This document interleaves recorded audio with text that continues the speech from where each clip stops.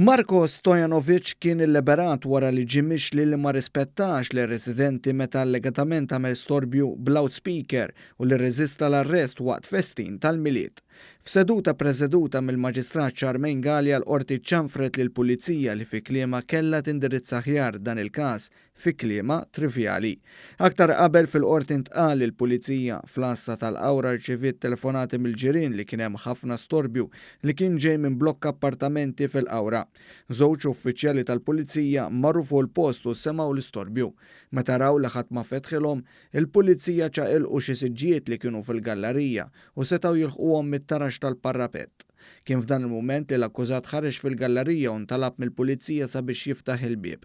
Il-qorti esprimiet id-dubji tagħha ta' kemm kienet għolja l-mużika għaliex in-nies fl-appartament semgħu lill-Pulizija iċaqilqu s-siġġijiet tal-plastik.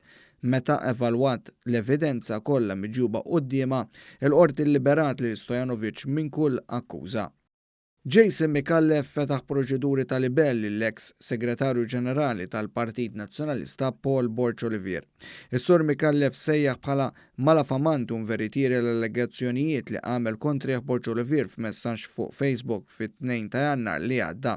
Sostna li dan il-kumment kellu lan li jirredikolah u jħammiġlu reputazzjoni tiegħu u kien għalhekk li fetaħ proċeduri ta' libell.